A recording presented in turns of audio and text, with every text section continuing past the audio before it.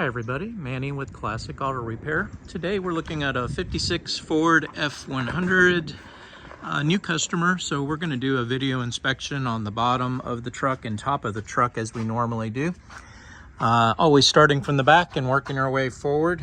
I have a list of items that the customer wants me to find solutions for, but at the same time we want to go through the truck, make sure we don't see anything that's a safety or mechanical concern that might make the truck unreliable or unsafe. So it's kind of something we do, and then we add those items to a written estimate so the customer can budget into their timeline, and we work around that. So we're going to go ahead and again start from the back and work our way forward on her.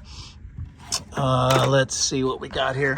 One of the items the customer stated was the exhaust pipes are not straight. One of them is longer than the other. Looking at the attachment of the pipe, I don't see any other solution than having it unwelded and moved back. Normally I would let the exhaust shop take care of something like this because it's kind of right up their wheelhouse, and getting to these is going to be kind of tough. But if we can work an estimate and figure that out, I'll try to see if we can get this thing moved in and retacked and welded here. My welder is down right now, so I'm hesitant to put it on there unless I do have a solution for it. All right, moving forward, looks like the bumper brackets are all there. All the hardware is in place and tight along the back of the bumper. Tail light housings and wiring look to be in pretty good condition and fastened correctly. We do have a small drip right here of fuel, which would be a safety concern. This is gas that's coming out of the back of the gas tank, and it looks to be coming from either a failed sending unit seal. There's an O-ring that goes under here, or this return hose has some damage and needs a new clamp or tightening of the clamp. There's some splits in the hose, as you can see here, cracks. I would probably recommend replacing that entire hose with a new piece with some new hose clamps and see if we can stop that leak. If not, we're going to have to drain the fuel out of this tank and replace the sending unit seal. For some reason, the sending unit is not hooked up. This is where the wire for the power wire goes to the sending unit. Not really sure what's going on there. Possibly there's another sending unit up here on top. This is obviously an aftermarket fuel tank, and I'm not real sure what's going on there, but we'll probably need to do some more investigating. If there's a fuel gauge issue, it could, like I say, have one up on top for that new sending unit that they had to put in to match the upgraded dash gauges. They don't work with the old original, so that might be the case with this sending unit, that this one was not the right ohms, so it didn't register correctly on the gas gauge. But again, there is a leak occurring here that is a safety concern, needs to be fixed. Looks like it's got some new shocks on it. It's got some old air lines. It probably had old air shocks at one time on it, and these are the old air hoses for it. But it's got hydraulic shocks on it now, all new. New exhaust pipes, new mufflers, all the way up to the front. I don't know why these guys do this, but they always point these things down. They should be sideways like this to keep it shallow. However, this truck is jacked up now at a proper ride height, so it's not going to have any impact issues that we see in some of these other vehicles that have lowered suspension. So again, nothing to do here on this truck, but just kind of pointing that out. It's got some pretty ceramic coated headers, and they all appear to be in good shape. When we hit the pipes, got a little bit of a rattle here, but not much. Might want to diagnose where that's coming from, see if make sure there's no metal hitting anywhere, but it looks pretty clean actually. I don't see any issues. A little bit of exhaust leak right here between this joint that they have. Again, an exhaust shop can help you out there if there's some concern, but it looks like all the hangers are new with new rubber, and everything is insulated, so you're not getting any rattles or issues with that. All right, back to the back of the truck, moving forward. So we've gone past the gas tank. Looking at the brake shoes, as we always do. We check the wheel cylinders for any indication of leaking. These look relatively new. We got new fittings on them, and the brake line is new as well, which is right here. So I think we're looking pretty good here on this side. I got a new metal line going across the other side, and I don't see any indications of fluid leaking or brake fluid coming out of the back of the backing plate. So relatively good shape here on the brakes. If you want to go through the expense, we can do a brake inspection where we take everything apart. It is labor intensive, so there is a fee associated with that. Leaf springs look like they've been replaced. Got a small leak out of the rear end housing, probably the rear seal here. We don't do this here mainly because they leak as soon as you fix them. About 6 months to a year later, you'll start to develop the same leak again. Just bad engineering, and when these vehicles are not driven every day, the seals will dry up and fail, and that's what you're experiencing here. Not much we can do on this particular repair. Looks like it's got a new brake hose, flex hose here, which is always important. Everything looks good here. It's got some new brake lines running along here, a new fuel line. We just want to make sure that there's no leaks or issues, and everything looks dry here at the joints, so that's good. Another one up here, another joint, and I don't see any leaking there as well. Nothing there. A lot of joints on this. They put a lot of splices on these lines. I usually just run one line so you don't have a potential failure. But, you know, like I said, shops are different. Different shops do different things. Looks like it's got a lot of undercoating on it, which is protecting the metal. I don't really see any major rust or structural issues from the rust. It, again, just looks like the undercoating falling off in some of these places. Panels, rockers look like they've been repaired. These are new patch panels on here, new supports welded in. Up here in the front's usually where we see a lot of rust, and it looks like the panels have been replaced or upgraded and in good condition. This is the battery tray. Got a situation electrically going on here. Very hard to disconnect the electrical system if you need to work on it. There's no access up here on top, even though there's a panel to remove. The carpeting is in place up on top of the truck, so it makes it difficult to get to this. We put a quick disconnect on here just to make it easier at the shop to kill the entire electrical system, because right now it's got a battery drain on it. So until we uncover the source of the drain, I have it disconnected whenever the truck is parked, and then when I need to move it around or work on it, I twist that green knob up there, and that re-energizes the system, puts everything back in connection. It's got looks to be like a grounding strap here, so that you can run maybe if you need to jump it or a battery jump off, you would connect your negative there, and then your positive terminal is up here, right here, which gives you your power side. So that's how you would get the truck started. Not the most convenient location for a battery. We tend to move these up on the firewall if we can, but a lot of times there's just not enough room up there once you get air conditioning and other items in the truck. This is the original location where they had them, so that's what we got. This has an aftermarket drivetrain in it, later model 302, the metric transmission with overdrive. A lot of modifications done here, and some of them not really well done. This is a very floppy gear shift, so if you do have some looseness in the play of your gear shift selector, the problem is going to be right here. A lot of times what we do is we put a cable similar to the kick-down cable that's installed here. You can see it up here. This is one of those low-car kick-down cables, which is a great way to do it. But they also make it for shifters, because this is, again, very difficult to get this lever to move. You would probably put a bracket. However, this exhaust is close here, so that might have been why they couldn't do that. But maybe looking into some better designed rods here. Maybe they make an aftermarket one that can be installed. I'd have to research that for you. All right, so back to the back of the truck, moving forward. Emergency brake cables are in place, both sides.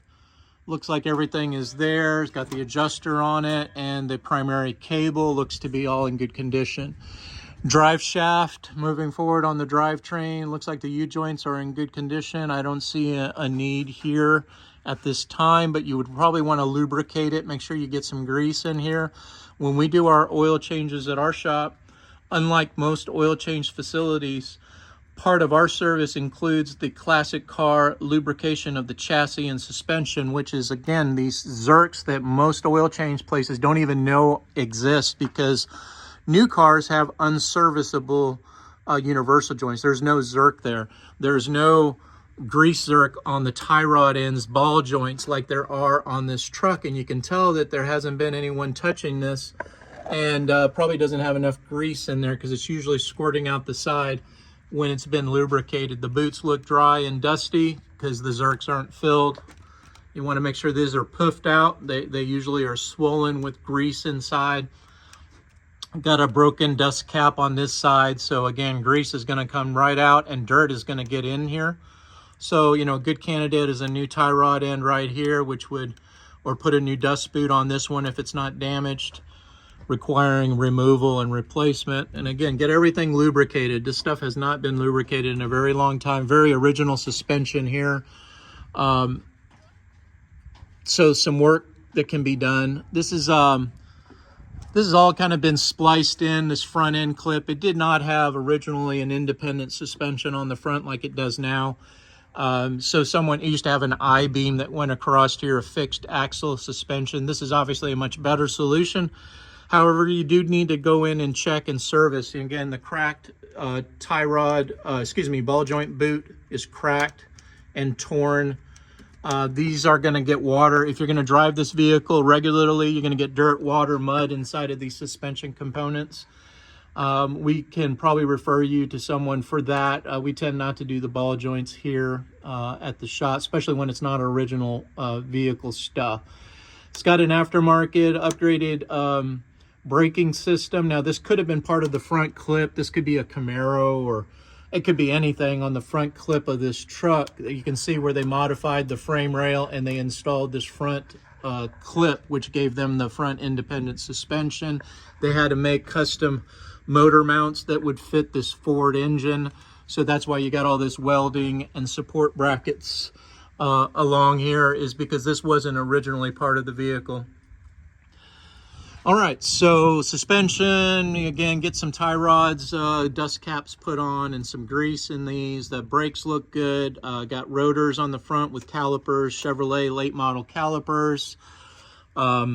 These work really well, no problems here. It could be a Ford, but again, later model because it's a single piston disc caliper on these right now. It's got some new shocks on the front, which is good. Let's see if there's anything on the sway bar that needs attention. Looks like it's in good shape. All the parts are there as well. So again, rear suspension, rear axle looks pretty original. Front has been upgraded with independent suspension. A late model clip has been added to it. Want to make sure your bolts are tight, bushings are in decent shape, because that's obviously what holds the front clip on the vehicle. And then the other mount is right here on both sides, so it looks pretty good there. All right, let's look at the engine itself. Got a few leaks on the transmission moving forward. These are just seeping from sitting usually. It's got a wire sensor for the speedometer that's inside of here. There's a gear, and don't see any leaking there. Don't see a leak on the rear housing seal, so that's good.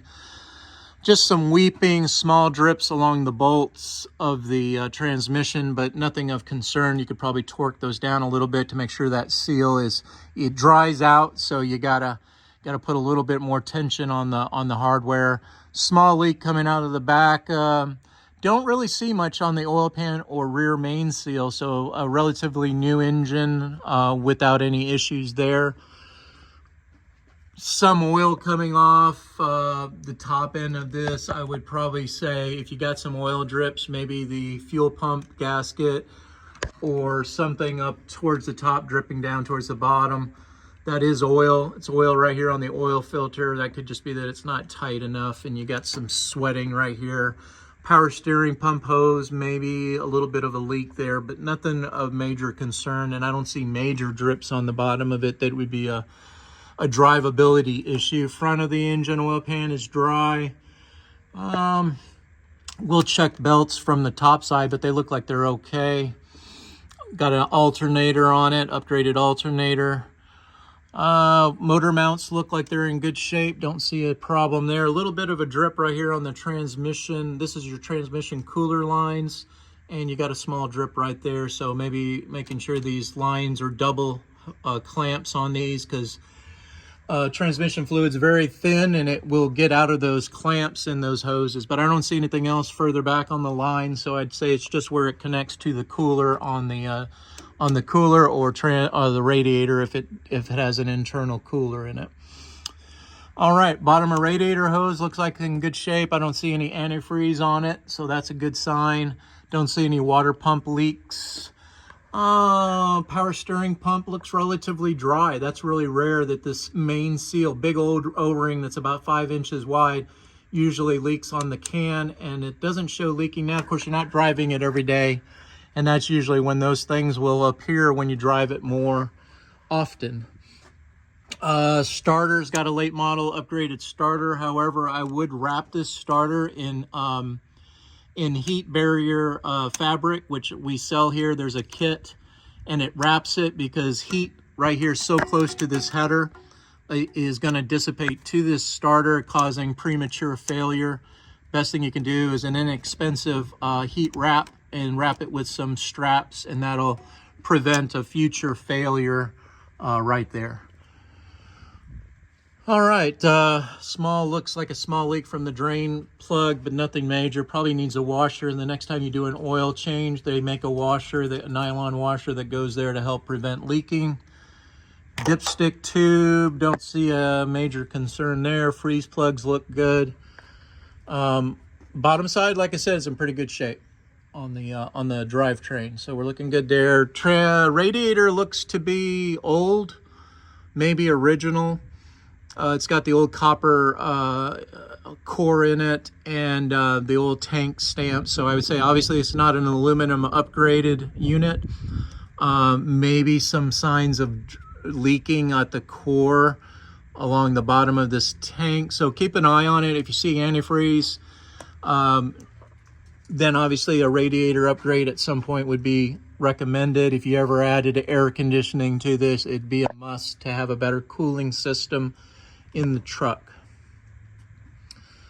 All right, that's about it. Again, pretty good metal, in good shape. Panels have been replaced or in good condition, so you can see where they welded up the support bracket. So these panels have been replaced with new.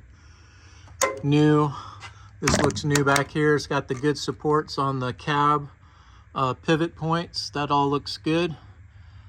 Seatbelt blocks and good sized washers to help keep those seatbelt anchors in place. All looks good. Bottom of the bed is fastened and in good condition as well. So I think that's gonna pretty much wrap it up. Tires are in good shape. They look brand new. Don't see any issues with the rubber on it. So again, good condition, good for safety and drivability.